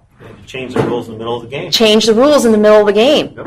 Okay, so now let's take this from a local level, and let's talk about the country, and this chart from Harry Dent is actually from Pew Research study, and you can see the government pensions, states, and what percentage funded they are. So it's hard to read, but maybe Matt will help us out. How's Tennessee doing, Matt? What's the black and the dark blue? 99%. Woohoo, for Tennessee! All right, so That's I not the know. amount that's actually funded. That's funded. That's how well funded they are as of 2006. I think that's 14. Sorry. Great marketing from you right now. I know, I'm working for you, Matt. So the lightest color ones is what, Matt? So, can you read the scale to us there? Because even I can't see that well. So It's by just the Florida. scale. Gray Yep. is under 70% funded. The dark blue is 70 to 85% funded, which is California. The light blue is 85 to 99, and black is over 100. So you're saying the pensions in those states are over 100% funded in certain states like this? Yes, Again, exactly. states. You So that's can nonsense. now. You can also Google if you're a real estate investor. So I always try to bring this back to real estate investing, right? Because that's what we're here for. So if you're looking at a particular city or an area, you can, it takes some digging, but you can get these things because public entities have to produce reports from time to time. And if they're telling the truth, which is debatable, then you can get some statistics on this kind of stuff. The other thing would be publicly traded companies have to produce reports in their filings, in their public filings. What do they call that again? Somebody who knows about stocks. 10K filings. Okay, so and I do have a report that was put together, and I couldn't get the slide because it was a secured PDF, and I ran out of time. So it's not only the U.S. that's in trouble, folks, because what have they had in Europe the last few years? What kind of interest rate returns on their bonds? Negative. So Germany's in big trouble. The publicly traded companies in Germany, they're very good about reporting, by the way. They're German, It's very rich, we've got to have our numbers. So Sorry, I digress. This is, now you can see the economics geeks, you can see the econ geeks coming out in us now. It's really We're embarrassing. sharing economic jokes here. I know. Oh, God, it's terrible. So, I don't think this is the only thing you look at, Let me but take a step back.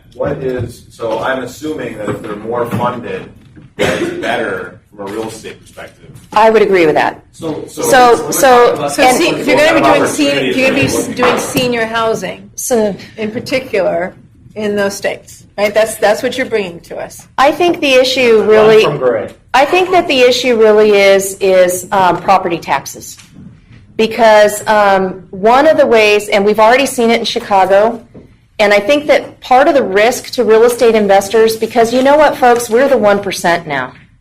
Okay? We're that boogeyman, 1% out there that is really easy to make a scapegoat out of. And I believe that politicians, in their infinite wisdom, will look to the property owners to help make up the slack, just like they did in Chicago. Okay? It's already happening. Well, California legislation is trying to pull back Prop 13. Well, yeah, with Prop any commercial 13 property, is even if it's already- income property. I predict in California that sometime in the next 4 or 5 years, we will have a split tax roll, meaning that if you own a house, your own home that you live in, you get to keep your Prop 13. If Purchase new. you're a big old bad landowner or rental property owner, guess what, folks? You're going to 2%. Or more. Or more, maybe. Watch rents go up even higher. You know what that's going to do to the commercial market specifically too? If that happens, that's going to be devastating. It could be. Because it's all based on cash flow. So this is all hypothetical, right? Okay, but these are some of the things that keep me up at night as an investor, that I think about and that I like to read about and I like to learn about and dig and Google about, because people come to me and they ask me, where should I be buying? Where can I buy property? And so forth, so it's, just because a state has a bad funding ratio, it also has to do with what color are they, red state or a blue state, with their government, how business friendly are they, there are other solutions, but raising taxes is an easy one to go to, I think, in a lot of these situations. We're hearing, California is broke, the pensions are, underfunded and things like that. But, looking at this chart, it doesn't look so bad at 76%. Well, but that's from 2014. Okay, so we're probably a little. We're a few years behind on this chart, and the data is pretty hard. It can be hard to get. So Pew Research has done some really good work on this, and they put out a new report every year. I have the report, but it's secured, and they don't really have a real sexy chart like Harry Dent put together here. So, so I highly recommend you go look for that report. It was from 2016, and there may be a new one coming out in the next couple of months. Our 70% is going to be a lot harder to fix than Nevada's 70%. Yeah, that's true. Well, we have bigger everything's bigger bigger in numbers. California because it's We're the a fifth bigger. largest economy in the world. Yes. But at the same time, if you're able to pay attention to these data and see what happened in Chicago with the taxes and know that that's probably going to be a precedent and a lot of states will follow, then we're going to be able to see that opportunity coming, from a mile away if we're able to pay attention to these types of things, which I think is really important to be looking at this, monthly basis if you're not consistently looking at it, but much more. So one other point about differentiating from states. So then you also want to think about how many taxpayers, is the state attracting new taxpayers and growing their tax base, income tax, or are they driving them away? Okay, so Texas is an example. Their pension funding is about even in this report with California. But is Texas a net increase of taxpayers and young people working? Absolutely. What's California? Net decrease. Yeah, we're getting rid of businesses as fast as we can here. Now, one thing that you're showing Colorado as being in the gray, Colorado actually is in the positive now because they're marijuana. Well, and remember this chart's from 2014, as I've noted. So it's very important. This, and you bring up a really good point. Is that there are things that we're doing in California that could help us. Colorado, for instance, thought it was going to be one number, and I don't have the numbers exactly in my brain on the marijuana. Somebody in this room knows it by heart. 20 billion or 700 million. 700,000 the first year, and they hit $1 billion within the first 9 or 10 months. Yeah. That was the first year. It's something like a 20x on the revenue than what they really were thinking that it would be at the high end. And so it's some incredible number. Now that could be because they went first, but so can California create that kind of revenue stream? Maybe because you have a whole new brand of tourism. Disneyland. Come to our pop room or something. Yeah, I've been to Amsterdam. I will admit that I've been there too. Disneyland is the right one. Not Disneyland. Okay, so they don't allow smoking. Magic Mountain. To teenagers, okay, let's go a little closer to the population. Yes, That's okay. all cash business, though. For that to work, they need to be able to, pot dealers need to be able to put that money in the bank. They've worked around. Yeah, they're working on that. They're working on it. I think they're working on it. But I think that what you have to do then, They've figured it out. they're figuring it out, I think. It's a new industry and it's kind of, so it's all very sexy and exciting right now. Could I share something with the group? Sure. So I run the magazine over here that goes to apartment owners, and I took over running in This one right here? 2006. We actually have a base. We have advertisers. 70% of our advertisers have been with us longer than 10 years. Okay. So I didn't get hit as bad as other magazines. Real estate magazines are gone by 50%. Okay. Multifamily, commercial property owners, but mainly multifamily in California, they were the best at not having any problems as far as they didn't get hurt near as bad as everybody else in every state. Defaults. No other industry. They survived. There are reports coming out. Obviously, I have a lot of people that I deal with and stuff. Relationships and everything.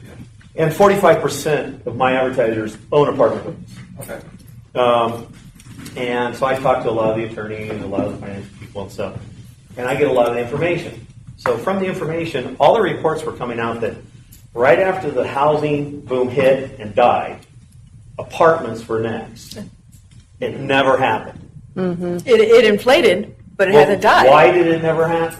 Well, what they didn't realize was 85% of the apartment owners out there, they don't have a loan on their building. Right. Or they only own 30% on their building.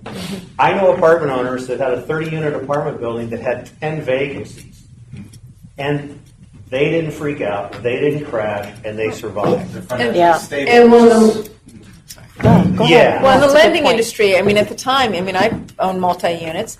The lending industry, for a long time, has wanted to see 35%. Boy, I put 50% down on an apartment building in California in a heartbeat. So, they definitely have been putting more down, and the lending industry has been encouraging that. I don't know where it is today because I haven't bought an apartment building for 8 to 10 years now. But yeah, a lot more cash goes into the apartment buildings. A lot of the mentality from the apartment owners, the long-term owners of these, have probably seen some of these downturns and things like that, and have said, I'm just going to keep paying it down. I don't want, because it's a 10-year loan max usually. Right now it's like 5 is max, I know. which scares you.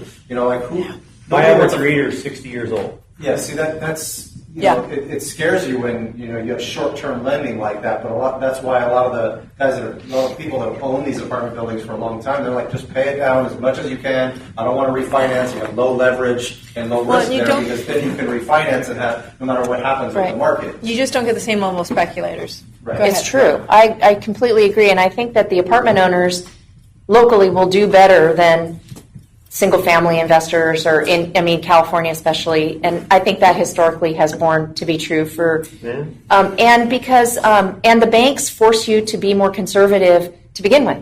So because cap rates are so low, lower than the interest rates are right now, you can't borrow more than say 65% on a typical building because the bank won't even let you go out there, and it's all based on business. It's a business loan. It's not so much an emotional loan or what I used to call a ninja loan. The big No income, wildfire no in asset, no California job. right now is if you're an apartment owner, you need to join an association and start fighting against rent control. Because it's going across the state, and you're going to see city after city after city putting in rent control. Interesting. Yeah. Yeah, it's crazy what's happening, I mean, in my Which opinion. is actually kind of dumb on the city council part because it doesn't help that city out. It makes it worse for the city. But they don't understand that. They're just trying to protect their Yeah, you vote. look at San Pedro, for example, with major rent control right on the water, right there. I mean, that place would be Manhattan Beach if it didn't have the And the rent rent controls, controls. you know? Maybe Hermosa. There's or- 8,000 Maybe not Manhattan. there's 8,000 apartments in Santa Monica still under the original rent control. People paying $600 a month rent for a $3,500 a month apartment. Right, Yep. right. That's crazy.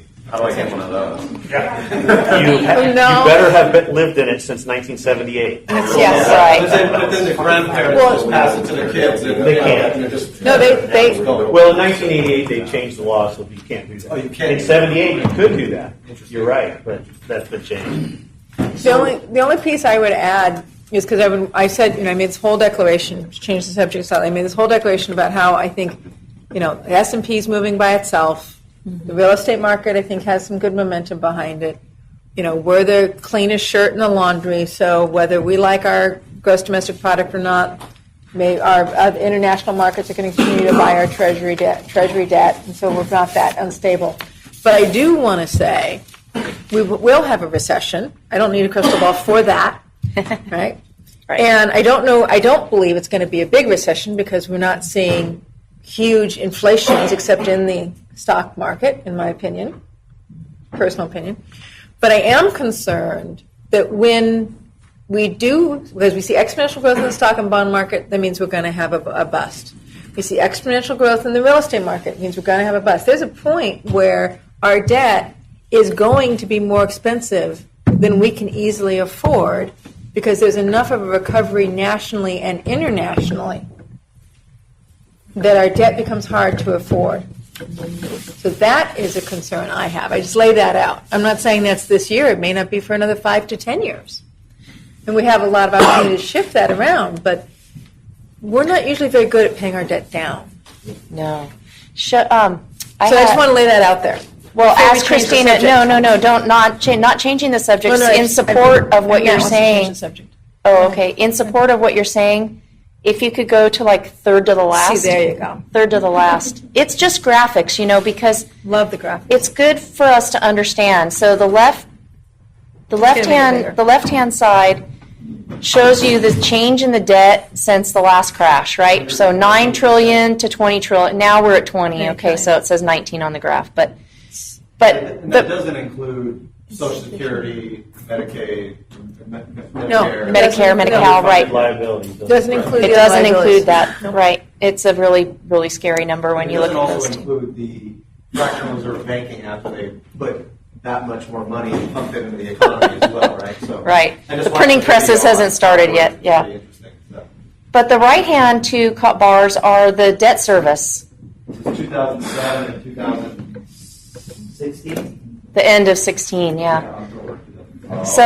So do you see Does that how explain it? we've grown, we've doubled the Kind of debt, explains it right there. we've That's a great doubled the slide. debt, but we've a great maintained the same amount of debt Debt service service. by refinancing. And what has happened the last 10 years? Rates have come down, right? Consistently, almost consistently. So my thesis, if you will, is that we really can't have high rates for very long because we can't afford our own debt. For our debt. Bruce is talking about rates going down to 2%.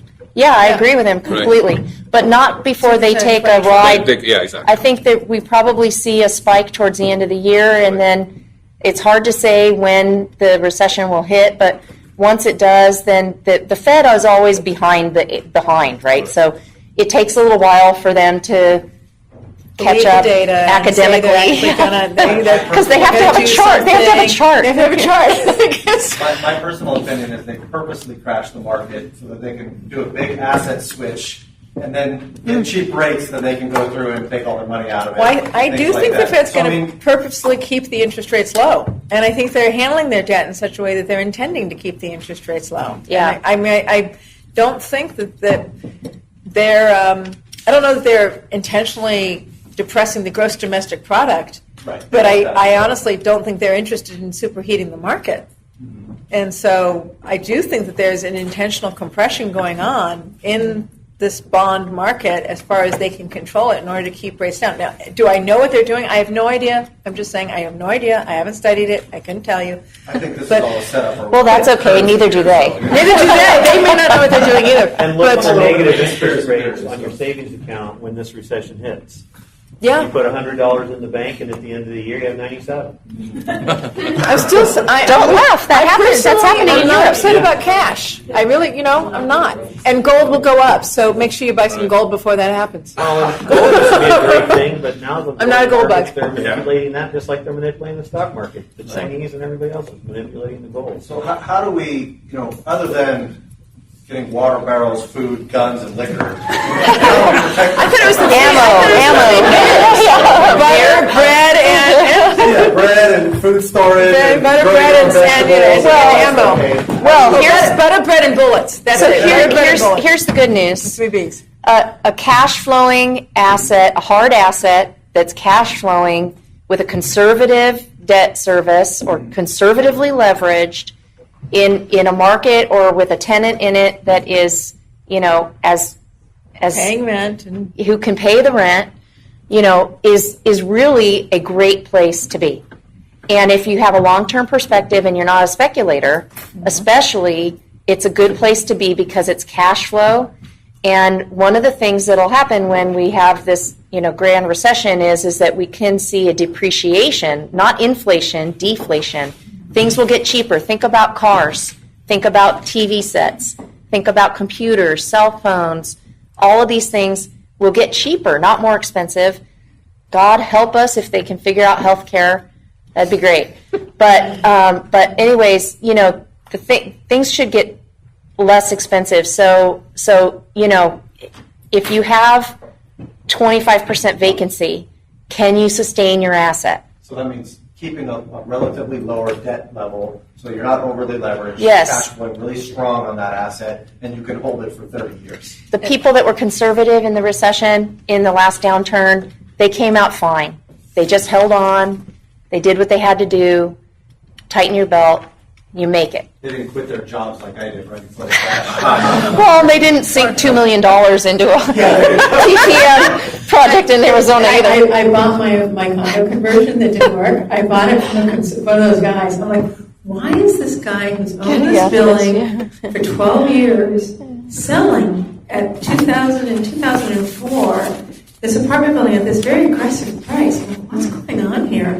Like, that guy got the memo. I'm the one who didn't get the memo. He got the memo. Right. So to answer your question, there's counter-cyclical investments. Mobile home parks are common syndications right now because people believe it's a counter-cyclical investment. Wait a minute, say that again. Mobile home parks What about it? are counter-cyclical in the real estate world because the concept of apartment buildings is you catch people going up and you catch people going down. Right? That's why you want to own an apartment building. Self-storage. Right? Storage, yeah. Storage units and mobile home parks are considered the catching people going down asset. So that would be why they're counter-cyclical. I personally again, I'm not doing direct ownership right now, right? So I don't have this in my portfolio, but I mentioned this earlier. I personally like single families or fourplexes or below that have a 30-year fixed on it. Because it's a stable payment against rents that probably will either increase or stay stable. So a lot of our investors in the new construction and rehabs, they're doing a lot of hard money loans with their experience, or they're working with other people in order to have that cash making them money, so that when the world falls apart, they have the cash to be able to pull back and go and buy. Yeah, you're What do doing you guys hard. think about that? I'm one of those. You're doing That's that. what I'm doing. I'm doing hard money loans in order to have the cash be able to rotate. Yeah. Right? And I didn't fund a construction project a year ago. Somebody wanted me to fund I don't know what the economy is going to be doing by the time you're done with your 3-year project. So I'm not going to fund a 3-year project. But I'll fund a year or 6 months all day long right now. Short term, right? Yeah, short. Stay short and liquid. Basically I'm staying short and liquid. So, if nobody minds, can I ask you about the mobile home parks again? So, if you were going to go into a recession, based on what everybody was just saying, if you found yourself a mobile home park, good income, very low debt, not leveraged at all, Plus that you got would a be place kind to of the live. thing to be. Yeah, plus you got a place to live. So You pinch your tent let me there. be very funny. I would not own directly a mobile home park. I have no interest in renting it or turning it around. It is not an asset class that I choose to put the tenants' tantrums and toilets into. But that's because you'd have to work it. That's correct, and I have no intention of doing that anymore. I've been investing for 30 years, and I'm financially independent, so I get to choose the asset classes I'm going to go into. So I would invest via syndication, because I would want somebody else to be the investor on the ground, right? So that's me from my point of view as an investor. In that asset class and self-storage specifically, it's a very specialized asset class to be able to manage correctly, especially when you're dealing with a certain tenant base. You're dealing with, different types of rules as it relates to mobile homes, for example, where it's more like a car than a property. You have different efficiency plays, so that to invest with somebody that has a ton of experience doing it, you can make really decent returns and have a professional managing it. At the same time, the downside of a syndication is that you're giving up the control so that to give someone else to do it. Question? Yeah, I just wanted to jump in. It's funny how it came up. We, Bill Hart King, we have the largest mobile home manufactured housing practice in the state. We have 7 lawyers full-time representing mobile home park owners and managers. Fabulous. Right there, talk to him. Yeah. So we're on the legal side. California is extremely expensive. Okay, the players in California who are buyers are national REITs. Mm-hmm. Those are who have the muscle to write a check and who have the scale to manage lots of parks with regional managers, local managers, on-site managers, and have an infrastructure that allows them to overpay for parks. The average cap rate for a good park in California is 4. Okay.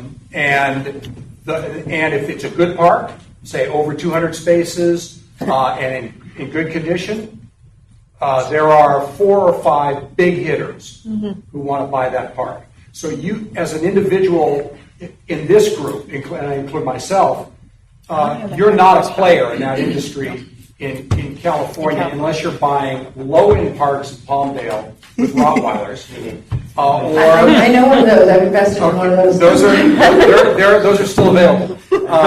You get a 30-space park with Rottweilers, and you'll be out there a lot. Yes. Not me. So there is that. But if you want to be in a quality turnkey deal where you get professional management, and there are some really good professional managers, they manage 200 parks. That's all they do. They're really good, and you're right. You don't want to be managing the park yourself. How do you feel about out of state? Well, okay, so a whole different world out of state. No rent control out of state for the most part. No rent control. Rent control is all over California. And it's coming to a city near you soon. And that's going to keep us in business for a long, long time because you battle rent control. You go to city council meetings. You take 5 years. You sue people. You take them to the California Supreme Court. You do a lot of things that are legal oriented. As an investor, you don't want any part of that. It's got hair all over it. It's a disaster. So unless you're one of the big players. If you're one of the big players, you've got staff counsel, in-house counsel, they manage it, it's the cost of doing business, and so that's a different world. If you're buying parks in places like Florida, it's the Wild West. It's the Wild West. Here, to get a non-paying tenant out of a coach, is going to take you, if they know what they're doing, is going to take you 4 months. Okay, in Florida, you get the sheriff, Billy Bob, and you meet him at the coach, and they go in and they move all the guy's furniture out onto the curb, and you change the locks. Provided they don't shoot at you as you pick it up. Well, that's why you have the sheriff. And I'm not kidding, by the way. That's why you have the sheriff who meets you there. Usually 2 sheriffs, because there could be a shootout. And they have their vests on, and you don't. Yeah. So that's a different. But to your point, the rest of the world, other than California, mobile home parks are a very attractive investment. Absolutely. Very attractive. So, and to that point, Sam Zell. Anybody know that name? Sam Zell. Equity Lifestyle Properties, one of the #1 real estate investors in the planet. He's big in mobile home parks. And who's the other one? Buffett. I really. And he bought Winnebago, right? If you remember that in the crash, he rescued Winnebago from bankruptcy and blah, blah, blah. And, you know, so There's another reason why you RVs. talked about people going down and why mobile home parks are. In California, you have an aging population. And what happens is that becomes the residence of choice because there's lots of parks that are really nice. Yeah. You can go down here in San Diego County and South Orange County yeah, and so forth. And absolutely. there's 500 space parks with pools and rec rooms and all kinds of stuff. And it's actually a pretty nice lifestyle. Yeah. And so that's where Buffett is, and that's where Equity Lifestyles and Hometown and all these other big REITs are.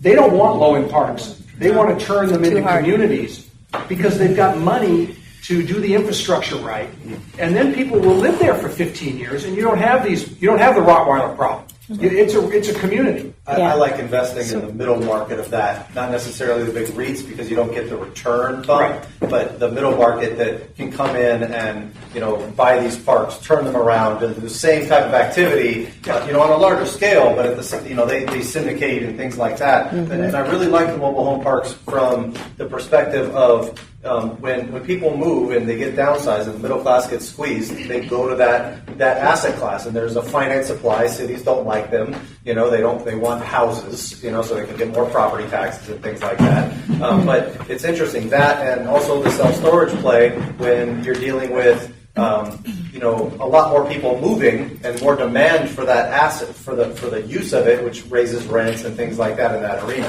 And if I was you, and I'm biased because I invest out of state, I wouldn't invest in any rental properties in California. With the rent control thing that we're hearing today, the tenant landlord laws are totally in favor of the tenant specifically. A lot of these Midwest markets or different markets around the country are very in favor of the landlord. I can get somebody out in Tennessee in 2 weeks. And the only reason it takes 2 weeks is because I got to wait for my court date. So. Can I ask you another thing? This kind of specific, an area where you don't have that problem with evictions or anything like that, but it has other risks. What do you think about hospitality, meaning like high-end hotels? Because partly you got a risk factor involving the general economy, right? It's not just a real estate thing. It's That's also right. like a restaurant. It's a business. It's distinctly a business. Right. And it's also, let's say, a high-end one, but you don't have those kinds of problems. And it's got my two favorite things. Most people would think restaurants are poison, but that's it's got both. What do you think about it? I mean, personally, I like it, but at the same time, it's a specialty business, right? So if you're going to come in without any experience and try to manage that, it's going to be very difficult. It's like anything, right? You have to know all the efficiencies of that asset class specifically. And, I wouldn't, even though I'm very experienced in real estate investing, I don't have any experience in that arena. I wouldn't do it unless I had someone that was on my team that knew what they were doing and split profit with them on something like that. different than yours, so you go first. Here's the play to your mobile home park, though. You're talking about rent control. You're talking about all kinds of legal problems, and you're right. The hottest ticket in that whole space are RV parks. RV parks. Exactly. Yeah, that's true. Right. No renters, no evictions, no long-term, just hookups. No long-term issues, and of course, No, and very low the maintenance. infrastructure is super inexpensive compared to a mobile home park, which requires suburban infrastructure. And those have become very expensive. I'm just going to But start RV parks are Airbnb tents. Well, and so first I wanted to address your question on the high-end luxury hotels. The commercial lending is very tight in the high-end hotel field right now. It was the first commercial lending space to kind of shut down. So the Montage, you guys familiar with that property down in South County? Turned over twice. It sold twice in the same year. In 2016, it turned over, and that was like the last big commercial hotel loan that got done.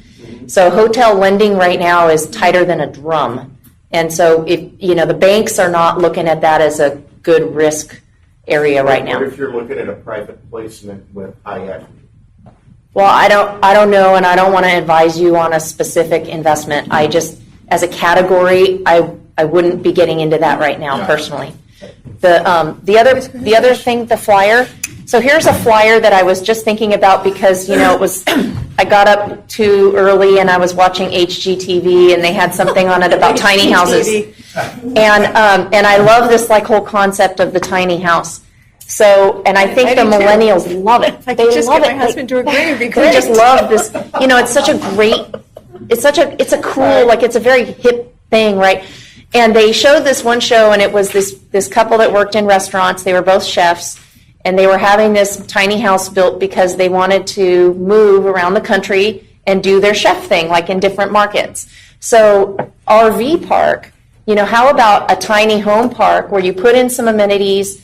You know, if you're thinking about the future and the millennials, right? Like, so they want to have a gym, or they want to have some things that they can do, you know, and have some amenities because they're not going to have it in their house. They want social space, shared social space. So you do a clubhouse kind of thing with a pool or whatever.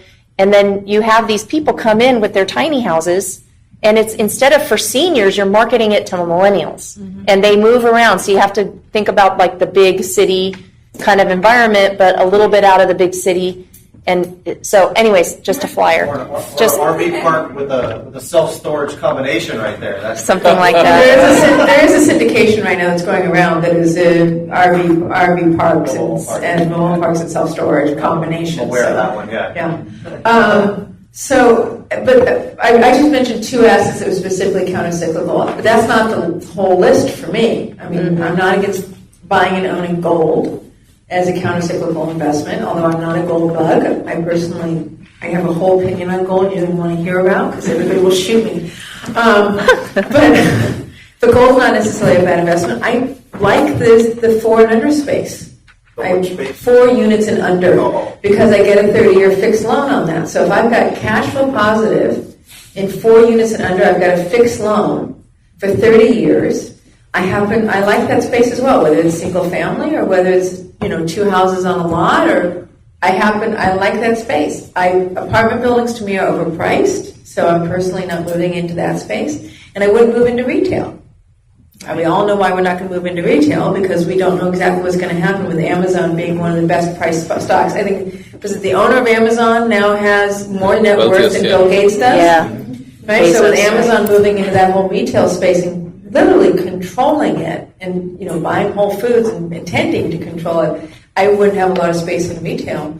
But it doesn't mean that there isn't going to be some opportunities, maybe in some triple nets, where you've got a good job. I don't think Jack in the Box is going to disappear. Right. I really don't. The dollar store. I see McDonald's trying to come out with a kale salad. So I think even McDonald's is trying to position itself well. So I'm thinking McDonald's, Starbucks, and It's going to be genetically modified kale. it probably will be genetically modified kale. So I still think there's some opportunities for direct ownership, and I'm doing the same thing. I'm simply timing the market right now. I'm going to go back into direct ownership, but I'm not going to do it now. I'm going to do it when the market turns down.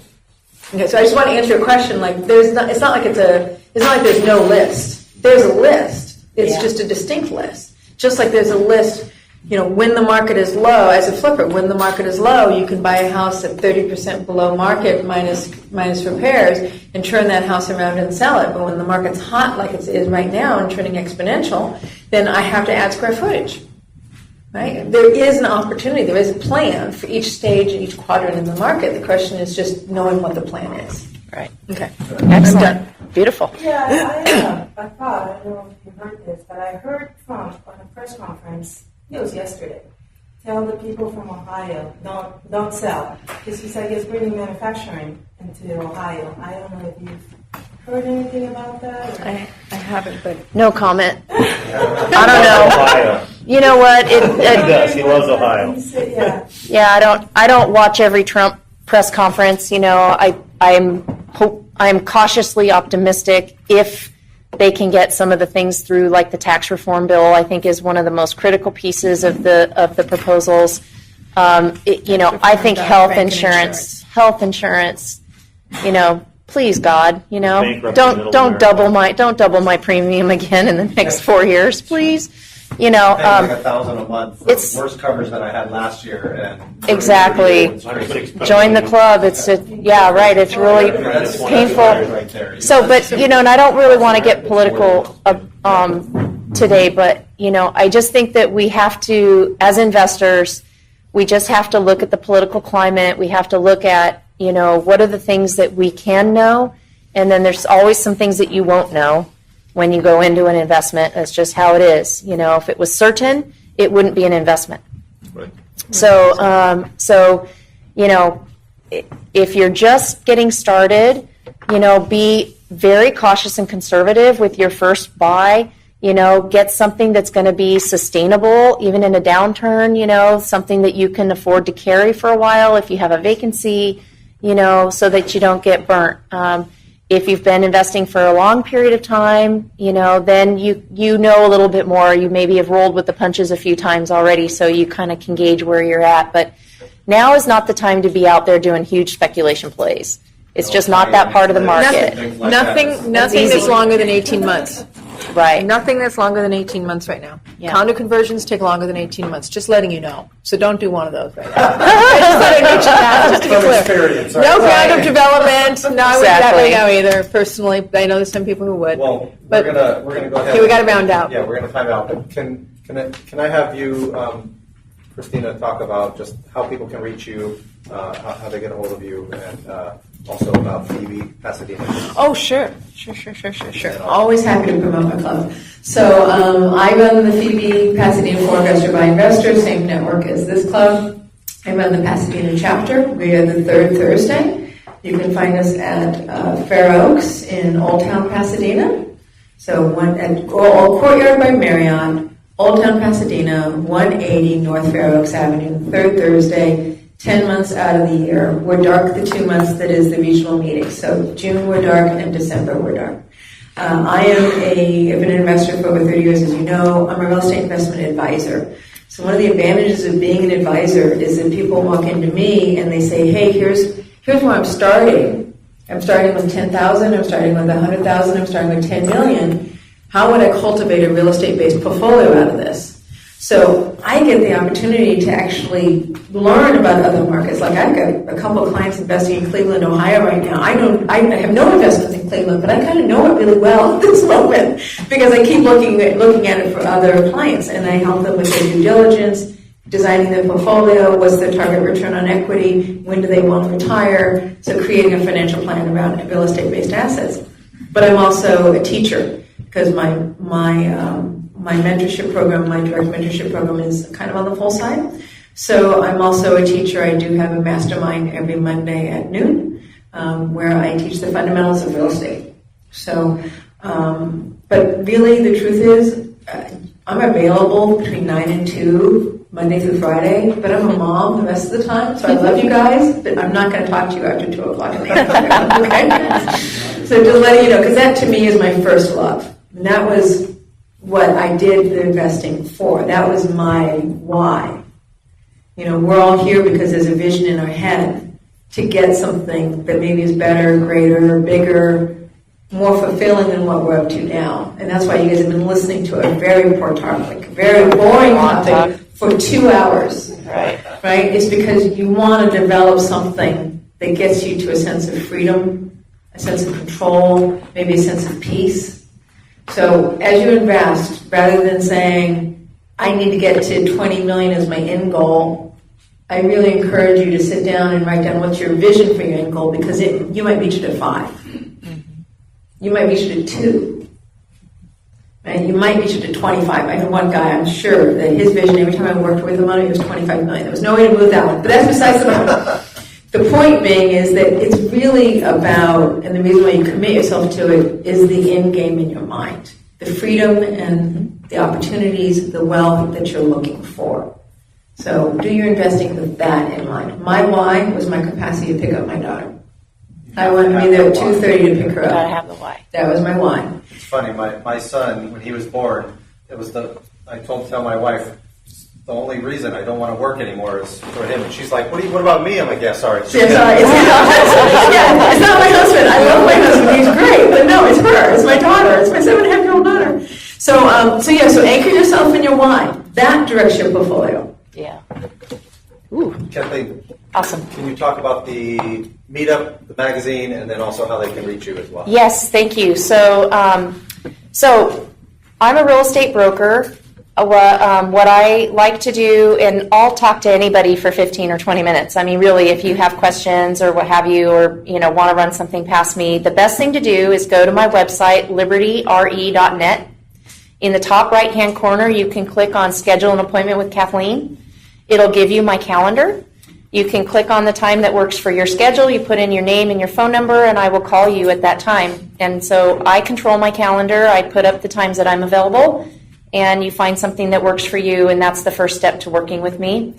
You could also come and see me. We have a meetup for apartment owners or wannabe apartment owners every other month. There's an invitation on the front table over there. The next one is August the 29th. It's in Long Beach here on PCH at the Keller Williams Coastal Properties office.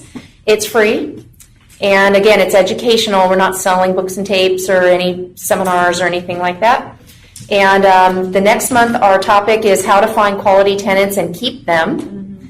And I have a professional property manager coming to talk, and we might also talk about evictions in California, since that seems to be a topic that's coming up quite frequently. And then also, you're welcome to pick up one of these apartment magazines. The publisher is here, Bernie, so he's got a few more too if you want to talk to him or myself. And really what I'm helping my clients do is real estate strategy. If you have an asset that's highly appreciated in California and you're looking for solutions to sell that asset and make more money with it, whether it's in California or out of California, we're getting 6.5% rates of return on Dollar General triple net leased properties in other states. We're getting returns on single-family homes with Matt's group and also with other groups in other states that will remain nameless right now. And so I think it's realistic to get a 7 to 8% rate of return in today's environment in a conservative investment that you can finance with a 30-year fixed rate loan and get a good start in real estate. Or you can take your asset, sell it at a 4 cap, and take that to a 7 to 8 cap and double your net operating income. Mm-hmm. How would that be? Mm-hmm. I just had a 1031 exchange investment, that exact thing. Yep. Sold a building, about 11 houses. Yep. And that's right. Are retiring off it. They're making $120,000 a year off of that now. And it's a great play. Look at the stability now of that. Can be done, and you can diversify that portfolio with different major employers, and these are some of the tactics that we're using to fulfill that strategy and to get you where you want to get to with the next step. And I think that Christina and I share that perspective that I don't want to list your property or talk to you about your property until I understand what your goals are. Where are you trying to get to? And then how can we design a transaction that is good, from bring in your tax person, your estate planner, all the different people that are really necessary to make a successful exchange. And that's really what I'm focusing on these days. But even if you're not looking to list a property or sell or buy a property right now, if you want to just talk for 15 or 20 minutes, just go to the website, book an appointment with me, and I'm just happy to share and to teach. So thank you for that. Well, everybody give them a round of applause.